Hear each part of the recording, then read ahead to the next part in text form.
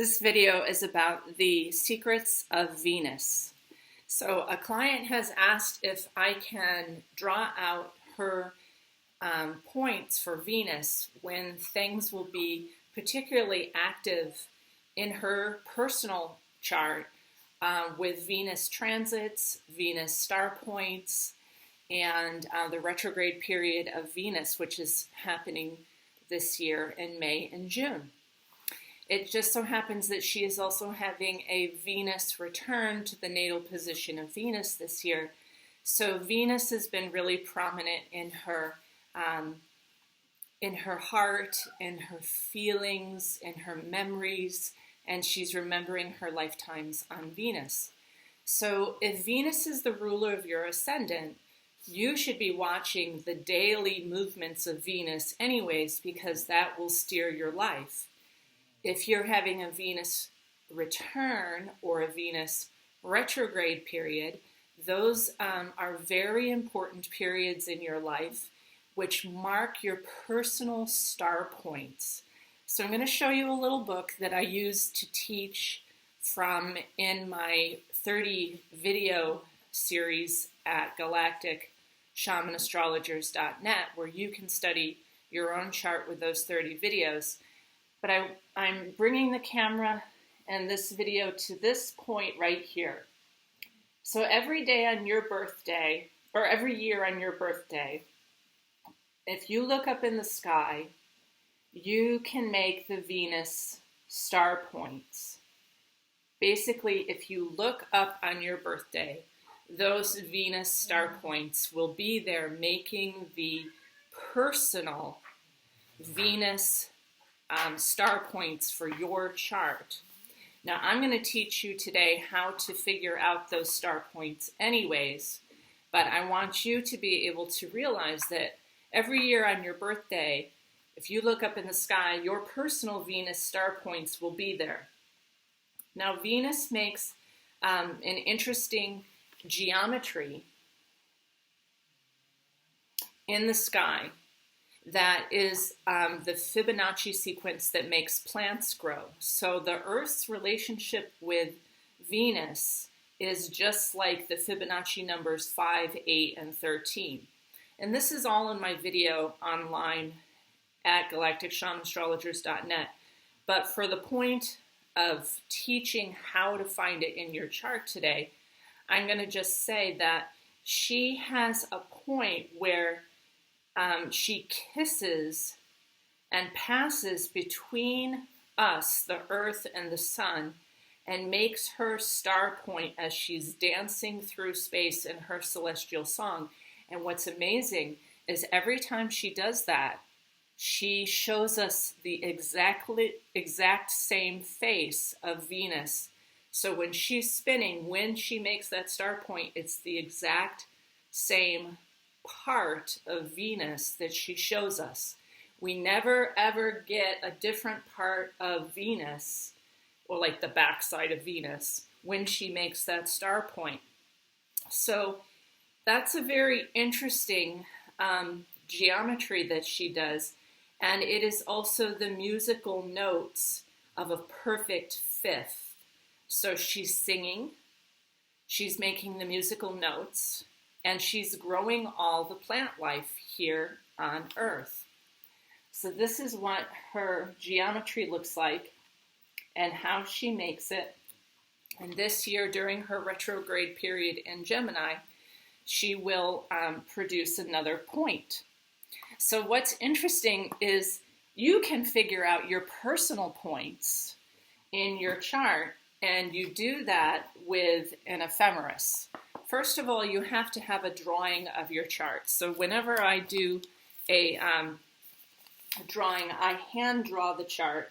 Now this is one of my regular clients, so I've done her asteroids, I've done her solar returns, I've done her transits, and now we're doing the Venus star points.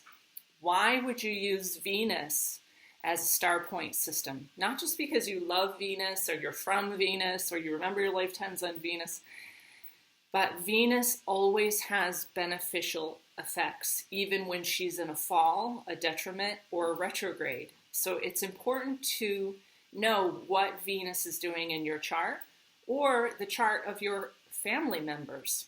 Now, right now, Venus is at 3 degrees and some minutes Taurus. So, for everyone, she is a domicile lord in the sky right now, meaning that Venus rules the sign of Taurus. And so all things beauty, crystals, the growing of plants, beautiful fragrances, beautiful colors, those things are all Venus's, and she is in her own sign. So it would be beneficial to everyone on the planet to plant some seeds, to bring in some beautiful colors, the beautiful fragrance of the flowers, and so forth. Now, I have been watching many videos about the mound builders and how the mounds are aligned often to the solstice points, which is our galactic center, but often also with Venus. And the chart that I'm going to show you, Venus is at the summer solstice point in the northern hemisphere. So the point where Venus is in this chart is the same as the mound builders directed their mounds to the solstice, and particularly when Venus was aligning with the galactic center, which is the solstice points. Now, in a video that I heard last night, it was about producing the perfect seed.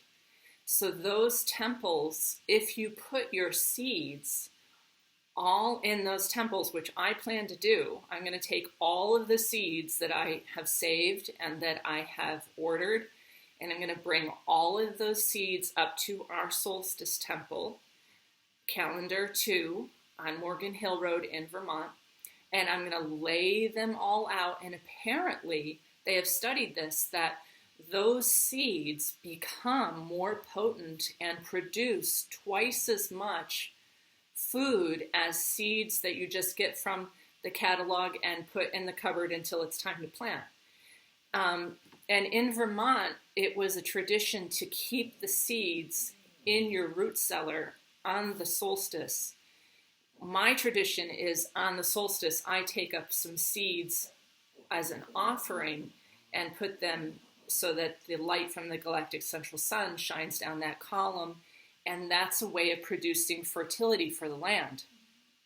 Now, the fertility of the land and the remembering that the land is sentient, that the seeds are sentient, that this flower is sentient, that these crystals are sentient, that they all vibrate to those Fibonacci sequences that are aligned with Venus.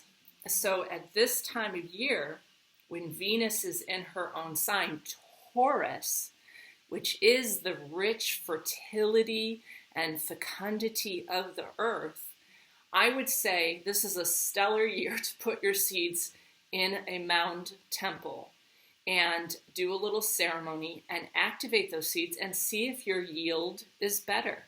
Because the ancients built these temples for those type of fertility ceremonies. Now, the other kind of seed that was developed in those temples was the birth of a child. So in my videos, I've explained how when Venus made certain alignments, the making love ceremony happened in those temples also, because that seed would be that much more profound. So when I asked my friend from Wales about a mound that has the Venus solstice alignment, she said it was also a teaching place that boys would learn about the fertility and the fecundity and the sacredness of the feminine. So that's incredible too, is that those mounds were definitely about the fertility of the earth and the fertility of the feminine in general. They produce better plant life because of the Fibonacci sequences, but they also produce better human life because we would be making love in those temples at certain times so that we knew the Venus cycle would affect the growth of that child. So interesting. Now, the next piece that I'm going to show you, which will be kind of hard to see because it's in a chart, is I have mapped out her star points. And so what we can see from this is her Venus is at 29 degrees conjunct Ceres, which is within 2 degrees of the galactic center. Ceres and Venus are actually right exactly conjunct within minutes, but I draw them next to each other just for the sake of doing the chart. Ceres is the goddess of the grain and the fertility and the fecundity of the earth. So this woman, really, when you know her, and she gave me permission to do this video, her name is Rachel, and she can share it. Rachel is the embodiment of fertility and fecundity, and if you meet her, you will know that and do sessions with her. She is so Venusian, and when I do sessions with her, she has these beautiful pink and crystals, and everything about her is that fertility and fecundity. Now, this is the solstice point also. So Gemini and Sagittarius are the solstice points. Basically, 27 degrees Gemini, 27 degrees Sagittarius are our galactic center. So her Venus lines up just like those ancient mound builders. Her Venus lines up with those points. So what I did for her for the year, because she's looking about like when to do her retreats and her sessions and do deeper dives into the underworld stuff when Venus does her retrograde, is I've mapped it all out in her chart by using her natal chart and then showing her star points. So remember, 29 is her number. So the trine to that, because Gemini is air, is going to be Aquarius and Libra, 29 degrees. So there's one of the trines. And then the opposition to that is Sagittarius. So that's going to be 29 degrees Aries and 29 degrees Leo. So there's one of her stars. And then the square to that would be 29 degrees and 29 degrees. And what's interesting is those square points are Pisces and Virgo. So this chart amazingly makes the domicile lords and the fall and the detriments part of the star point, and I'm going to be able to teach from that. So here's what we have. Let's just look at the first the trine in air.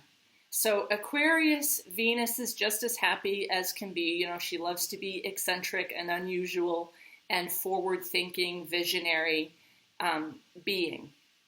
Venus in Libra is a domicile lord. So Venus in Libra at this star point, where it is conjunct Pluto, of the ability to also go into the underworld, is the domicile lord. So Venus has all her strength there to communicate how to go deep down into the plutonic depths of the inner world and rebirth oneself. So that star point will be important for, and what I did is I wrote the dates so that she has all the dates of when her Venus is making this grand trine, and it is November 21st of 2020. So she might do some kind of work around depth and inner world. And she may notice that every year when this star point is happening, say the sun is of course going to be sitting there, she may feel like she has to go deep into the inner world or the underworld and explore the unconscious and find the shadow and the wound and where she has been abducted by Pluto. So she has to remember that that is one of her star points, okay? And then we look over here at another star point in Leo. This one will be exact on September 6th. So she'll note that on September 6th, she might have more work with the partner in September. And then she has the star point, let's see, in Aries, where Venus is the battle goddess, and she's in what's called a fall in Aries, and that will happen on April 13th of 2021. So it's also conjunct her part of fortune, where she is the battle goddess, and she's very good at being the battle goddess and pushing issues that people may not want to hear about, and raising her own inner Dakini that dances in that flame and wants to make a statement that's necessary for people to hear. So that's when Venus is the battle goddess and she's in a fall. Then Venus in the square to the natal position is either exalted or in a detriment. I know this might be getting really out there for you. And when I do the session with Rachel, I will, let her ask questions and so forth. But you should make these same star points for you, because when Venus squares herself in Pisces on March 21st this year, she's going to square the natal Venus, which might feel like a crisis. Now, on March 21st this year, I happen to also know that Mars, Jupiter, and Pluto are coming together. So there might be a crisis that is fairly explosive on the whole planet. And where will she feel it is in her second house of self-worth and personal values. On that same day, the ruler of her ascendant, Saturn, is going to enter the first house for severe disciplinarian restriction, long-term perseverance type of Saturn entering her first house. So I would say March 21st this year is going to be a big day for everyone, and is going to be a square point to the natal Venus on that day. Very, very interesting. So what will also happen is that by the square from the natal Venus, which is in opposition to that point, a detriment also happens on October 28th of 2020, where there's a square crisis in action on October 28th of 2020. And that happens to have just also aspected her natal Saturn, which is the ruler of her ascendant, which is found in Virgo. So she'll have to really get details down. That's a time to do the long-term planning, create agendas for the new year, and that would be October 28th of 2020. So that's part of the star points and the geometric configurations to the natal Venus. Okay, you got that? That's the geometric configurations to the natal Venus. Now, the next thing that Venus does is she transits.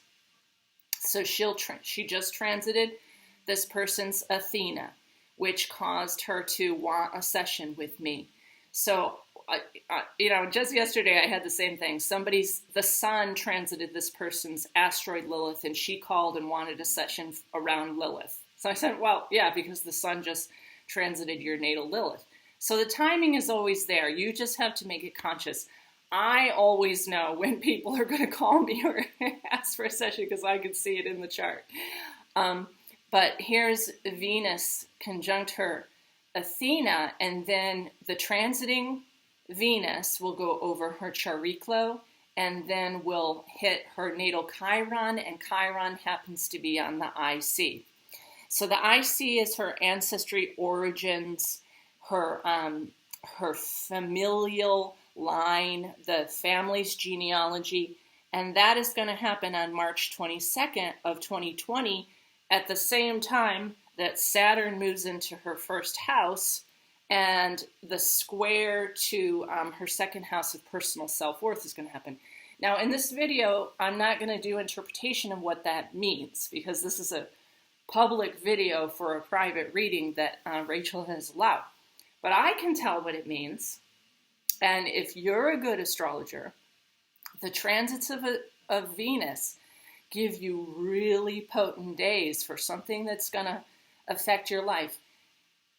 Because she's remembering her lifetimes and has a lot of feelings about Venus in her body right now, Venus is the main interest for this year. Just like my client yesterday, Lilith and her transits might be the main interest for the year. So every year you might be more fascinated by a single planet, and then you map this out. You could map it out for Mercury. Mercury's at its furthest retrograde period right now, so I had a client cancel for this morning and try to reschedule, which we haven't figured out. And that's Mercury in Pisces. Or actually, Mercury is so retrograde at this point that the recovery period is going to be very strange for Mercury too, particularly if it's the ruler of your ascendant. Now, Venus is like benevolent, except she can also be the battle goddess, and she can also interact with Chiron, the natal wound of the ancestry. And then she might feel like you want to be in this loving, beautiful space, except the natal wound is being kind of poked at that point. So when Venus is conjunct her moon, that will give her more information about the transit from Chiron. So then I wrote down that her natal moon transit of Venus is on April 13th and 14th of 2020. So she'll get information about the wound, and then by April 13th and 14th, Venus will transit this moon. And then she will have a Venus return on August 6th of 2020. But what's going to happen between this point and this point is Venus is going to have her retrograde period of meeting the dark sister this year. And she's going to have the retrograde between May 13th of 2020 to June 25th of 2020. She'll go from 21 degrees Gemini, which is basically at this person's vertex of why she came to the planet, like the higher octave of the fated encounter of why you're on the planet. So Venus will stop and look at that vertex, and then it will retrograde all the way back past her moon, which is women in general, her mother in particular, feminine consciousness in Gemini, of how we intellectualize the world. And then the recovery period is going to take all the way until July 28th, when Venus comes back to 21 degrees Gemini. And then, as I said, she will have her Venus return on August 6th and 7th, which is a day of major celebration. Now, during that period, Venus is going to start to aspect the Orion stars of the duality template of the polarization between good and evil. And what's very interesting to me is Venus is going to stop and station at Al-Nalam, which is the return to oneness. Stop polarizing. No more blame games. Return to the oneness that we all are and stop polarizing. So Venus is going to do her retrograde from Al-Nalam. Okay? And then what I can see is that she will have a Venus conjunction with her Mercury on September 1st, so she may plan for her own health or her service to humankind. It will also cross her Vesta, where she is very much the spokesperson of the priestess, keeping the mystic heart of the goddess alive. And this is at Canis Minor, so the dog stars. So in Cancer, it is that ultimate sensitivity of caring and love and nurturing, and that is what Rachel definitely communicates. And then the conjunction with the Sun at 13 degrees Leo, which is actually the crab of the claw. So the Leo stars don't start until her North Node at 20 degrees Leo. We're still in Cancer here because Leo takes in, remember, the donkey, the hydra, the crab, the bear, Moroccan Dubé, and also by the end, towards the end of Leo, we start to get into the head of the lion, and then at 29 degrees, which is one of her star points, a sextile from her natal point, we will get to the heart of the lion, and the heart of the lion will be here on September 6th. So September 6th we finally get to the heart of the lion. People often think the Leo constellations happen in August, but they don't start until late in August. So that's all kinds of information about learning one particular planet. Its star points, which are the geometries and whole signs. Do not use intercepted houses or Placidus. It will not work. Do it in whole signs. Figure out the fixed stars that your Venus sits at. This Venus at 29 degrees sits at the head of the charioteer, and she may be a teacher, which in fact she is. And she may also care tremendously about children and their education, which I know she does. So know your fixed star of where that planet lies. And then do the dates for its geometries, do the dates for its retrograde period, do the dates for its transiting your major points and planets. And then the other thing, let's see. Oh, the eclipses. So then you want to mark out the eclipses for the year.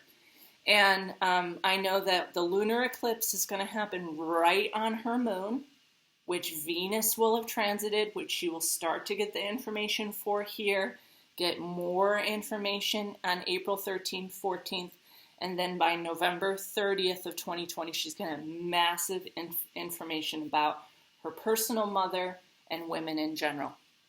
And then we've got another eclipse point on June 5th during the Venus retrograde, so I put this in, on June 5th at 15 degrees Sagittarius, which makes an opposition, but also it is sitting up here near enough her Neptune and making an opposition to her vertex that something will shift in her community, the patrons, the friends that she usually keeps, and it will make that ultimate conjunction with her moon by November 30th of 2020.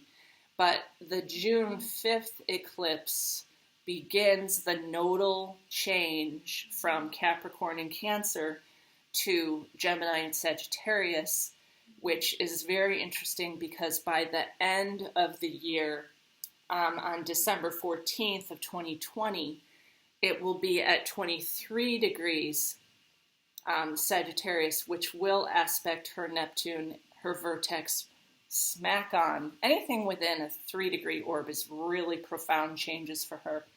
And I'll talk to her about that personally. You don't all need to know about that. But it will be also within 6 degrees of her natal Venus. So anything within a 10-degree orb of an eclipse point, being her Venus and also her moon, smack on with her moon, these are the two feminine planets in her 5th house of creativity, sexuality, and her children. Big changes there. So I think she's going to like this video because this will help her in her session tomorrow to ask me more questions about Venus. And as I said, you can do this for your own chart. You can do this for your child's chart. So if my child is having a hard time with me because she's differentiating from me, I'll look to say, there's her moon in Taurus. Venus will transit her moon on this day. So having a discussion or doing something wonderful with her on that day is very good. And because Venus is a domicile lord, she might like to do flowers or colors or art or lunch or something like that. The tool that you need is this. And what's interesting is that this shape, look at this shape. This shape is the shape of those mounds, like the one in Wales, Burnselly D. I'm not sure how to say it in Welsh, but this is the shape of that mound in Wales and other mounds that hold the alignment with the solstice and Venus. So this shape is making the star point with Venus. So interesting. And here's your ephemeris. You can work with this ephemeris put your piece of paper in there, and then you look to Venus, and you could see the shaded area there is her retrograde period this year. And that's how you'll know the dates and the degree. And that is also how you'll be able to get the major points where Venus is doing a conjunction to your ascendant, your IC, your descendant, your midheaven are important dates. Also the transiting of planets are important dates, and the geometry from the natal Venus, because Venus trine Venus or Venus opposition Venus in the natal chart is always going to be an important transit.